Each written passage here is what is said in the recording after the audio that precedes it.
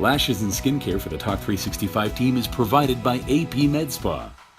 And good morning. I'm glad you're up with us. We've already had our first cup of coffee and we're off fighting the day. Or 3. You know, what time do you get up in the morning? 5. Between 5 and 5:15. How do you get down to set and look this great at 5:30? It's miraculous, isn't it? And I run. I get so much done in the morning. What? Time warp. It's amazing. That you are just, I know. This is an impressive woman. I stay up all night. That's how you do it? Yes. I often wonder about people who do like the 4 a.m. news. Like, how do you sleep? Because I get so stressed out. I'm a night person naturally.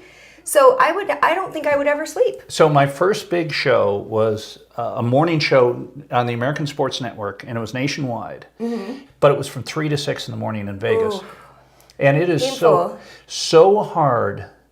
And the way to do that, if you have to get up at 2 in the morning to go to work, and you get off at 6, if you take a nap, you are toast. You have to power through the day and then try to go to bed at about 9, so you get 5 hours of sleep. Sure. Which is tough over a long period of time. Well, hard because that's when everything is happening in life. You know, kids are home from school, you're going to dinner, your friends want to hang out with you. The time that it was really cool was on summer weekends when you go camping, because you were done for your week of work at 6 o'clock on Friday morning. Uh-huh. And so you power off and have a great weekend. Friday was great, but the rest, Monday through Thursday. Oh, Sunday. Brutal. Sunday was horrible. You'd be out having fun at 3. And you realize, okay, I've got to start toning this thing down. Everyone's having a great time Sunday afternoon. I listened to X96. We actually listened to him while we were doing makeup religiously every morning. And I think about how disciplined they must need to be because they have been doing this forever. You know, I think maybe 20 30 years, something 20 like years. that. And they're some of my favorite local people. And I just think, wow, that's a tough job. Speaking of tough jobs, my job, not really, because I absolutely love it. We are talking a little bit of Sundance and filmmaking today on the show because one of our favorite films to date that I got to go to the premiere and interview the cast and crew of Colette, which is actually debuting now. And Wash Westmoreland talked about how this was such an incredible story that he came upon. It is based on historical facts. She is this amazing artist and writer that was a groundbreaker and a feminist way before her time. And this has happened a lot where women actually are the voice of the men, but in certain times in history, a woman couldn't do this, so the men take credit for women's work. Which was the situation with her. She was the writer. Her husband was taking the credit for her work. And she was just a force to be reckoned with and a great example. And we were talking a little bit about how cool it is because the movies come out in the fall and the Me Too movement was happening way before they would have been able to make this a plan and have it all work out. Because Sundance books their movies way ahead of time. So Me Too started in the fall. And yet this movie got accepted probably during the summer. Yeah. Came out in February, and now it's being released. But, you know, one of the interesting things about your business, because you're in the film business as an actress, the lead times are so ridiculously long. Mm-hmm. So if you're a producer and a director, and you, as a producer, you find a project, and then you hire a director, but then you're out going to every studio trying to find money. And that could be a 2 or 3 year approach. Man, I then know. You plan Think about for the shooting. sales pitch for that. Oh, gosh. I know when trying to sell reality shows, it's tough. You go in, you make that pitch, and then you have no feeling. Mm-hmm. And the friendlier people are probably the worst chance you have of getting money. It's tough. So. One of my worst casting experiences was How I Met Your Mother. I got called in constantly. The casting director knew me by name, and she just never cast me. She was the nicest casting director in Hollywood.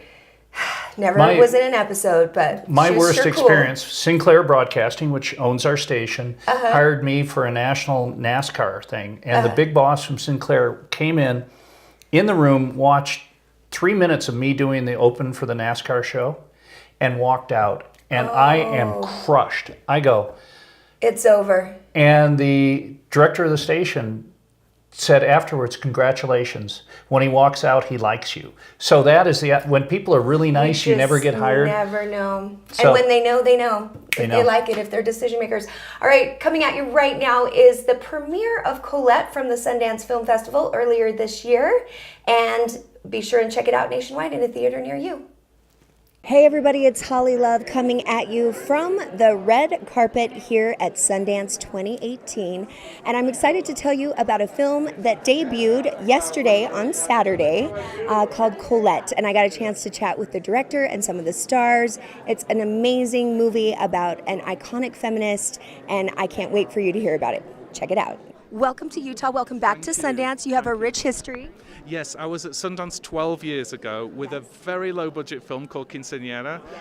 No one noticed the film coming into the festival, but people noticed going out. On the anniversary of the Women's March and then with Trump's inauguration, I mean, the timing of this movie coming out, what more could you ask for? And I know you've been fighting for it for a while. Well, you're giving me shivers just describing it, because I couldn't believe we got, Sundance Eccles Saturday night, and then when I heard that the Me Too March and the Women's March was today, I thought this is an absolute perfect timing, because Colette was dealing with this 100 years ago.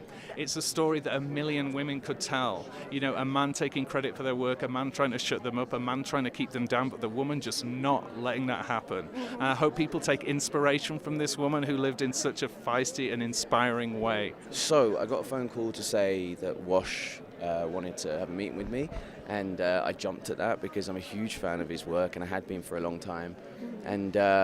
And we met and we talked about the character, and it all kind of worked out, which is amazing. And, as I was just saying earlier, as an actor, you kind of always have I do certainly have a bucket list of directors I'd like to work with, and Wash was always on there because I'd been a huge fan of his work, and especially Still Alice, which kind of blew my mind when I saw it. And then to get that phone call to say, oh, he wants to meet with you. If he told me that I was just standing in the back of shot in one scene, I would have done it, Yeah. Wash, the director who's just there, he came to see me in a play in London, Liaison Dangereuse, and I suppose I was playing a sort of caddish Frenchman then, and that was my audition for the part of Willie. Well, there you go. So it sort of worked out timing-wise really well, but I'd read the script before that, and Kira wasn't available for a year, so we thought about it for a year, and that's how it came together. What are your hopes for this film? I mean, obviously you're hoping to get picked up, and I think with the timing of it all, it's pretty amazing. I think very likely this is going to be huge. Look, I've not seen the movie, but as instinct, as a person being on set and feeling the energy and feeling things and seeing how Wash works, I think this is going to be absolutely fantastic and a very, very special movie. Let's talk a little bit about timing and the timing that you're bringing this show here, and it's coming out with everything that's happening with Me Too, and today being an anniversary for the Women's Walk and all of that good stuff. It's amazing that we're premiering on this anniversary, and I think this is the anniversary of Trump's inauguration, isn't it? And I think so much of the Me Too movement is a reaction to Trump, and this is a film about a very strong woman who overcame the restrictions of a dominating man. Yeah. Thank you. This is a film for this year, and I think if I can make a prediction, it's going to be huge. Well, thank you so much. What I would like to see happening in that room that's 20 yards away is that the audience connect to the film, because if that happens, nothing can stop it. And it's the greatest feeling as a filmmaker when you see something you've been working on, every single detail. Is the music cue a decibel too loud, too quiet? To see it all come together and people to connect to it. That's what I want. I'm just going to say no accidents. This feels like karma, meant to be. Good luck with everything. Thank you so much for your time. Well, thank you so much. It's been great talking to you.